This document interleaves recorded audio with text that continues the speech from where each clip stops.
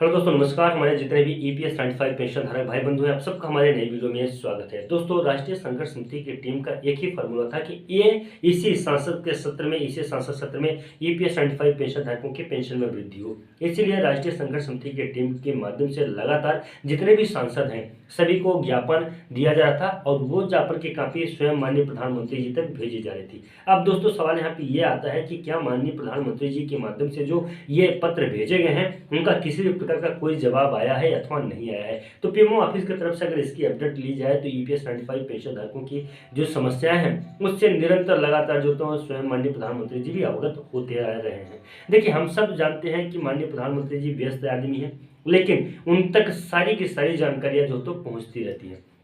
अब बात यहाँ पे आती है कि उनका ईपीएस 95 पेंशन धारकों के लिए क्या प्रतिक्रिया रही, क्या निष्कर्ष वो निकाल रहे हैं ईपीएस 95 पेंशन धारकों पे। उन्होंने बहुत पहले जब राष्ट्रीय संघर्ष समिति की टीम उनसे मुलाकात करने के लिए गई थी तभी उन्होंने बोल दिया था ईपीएस 95 पेंशन धारकों की पेंशन वृद्धि जो तो जेन्युइन है और इसे बढ़ाना चाहिए। तो आज भी उनका स्टैंड है, इसे बढ़ाना चाहिए, लेकिन उसमें बढ़ाने से संबंधित जो समस्याएं आ रही हैं वो समस्याएं आ रही हैं श्रम मंत्रालय की तरफ से और वित्त मंत्रालय की तरफ से, साथ साथ में ईपीएफओ के पास में उसके कुछ जो तो बातें जो तो फंस गई थी ये सुप्रीम कोर्ट में। तो वो सारी समस्याओं को जब सुने और जानने के बाद में उन्होंने यह तो आश्वासन दिया समस्त ईपीएस 95 पेंशन धारकों को कि उनकी पेंशन में वृद्धि जल्द ही की जाएगी। और उसी से जो तो अब जो तो श्रम मंत्रालय की तरफ से भी एक दबाव बनाया गया कि ईपीएस 95 पेंशन धारकों की जो समस्याएं हैं उसका निराकरण जो तो जल्द से जल्द किया जाए और ईपीएस 95 पेंशन धारकों को पेंशन की राशि दी जाए।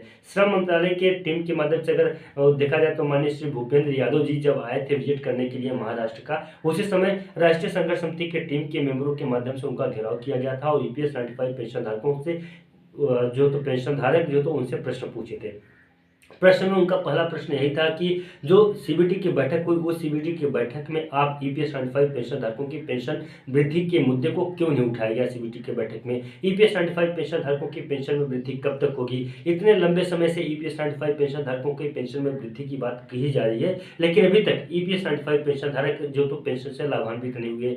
ये विकल्प फॉर्म का और सभी प्रकार की बातें होने लगी। साथ ही साथ में एक प्रश्न और उन्होंने पूछा था कि जो महाराष्ट्र में क्रमिक अनशन चल रहा है, बुल्ढाना महाराष्ट्र में क्रमिक अनशन चल रहा है, उस क्रमिक अनशन पे स्वयं जो तो मंत्री महोदय साहब कहे नहीं है और नहीं आने के पीछे कारण क्या है। क्या ईपीएस 95 पेंशन धारकों की पेंशन में वृद्धि हो सकती है अथवा उसमें और भी समय लगेगा।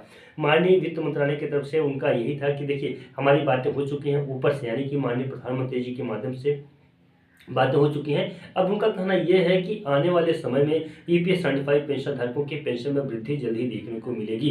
देखिए, पेपर वर्क लटका हुआ था, पेपर वर्क लगभग कंप्लीट हो चुका है और ईपीएफओ के साथ में भी उनकी बातें हो रही हैं। अब पेपर वर्क जैसे ही कंप्लीट हो जाता है ईपीएफओ के साथ में बात हो जाती है। ईपीएफओ के साथ में बात करने का तात्पर्य यह है कि उनके जो ऑप्शन फॉर्म से संबंधित बातें थी और भी बहुत सारे ईपीएफओ के माध्यम से जैसे कि पेंशन फार्मूले को लेके, तो ये सारी बातें जैसे ही कंप्लीट हो जाएंगी तो ईपीएस 95 पेंशन धारकों की पेंशन में वृद्धि किस हिसाब से करना है, कितना करना है, उसी पे निष्कर्ष निकलेगा और पेंशन में वृद्धि हो जाएगी। फिलहाल दोस्तों, आपको ये जानकारी वीडियो कैसा लगा कमेंट में हमें जरूर बताइएगा। नमस्कार, जय हिंद, जय भारत।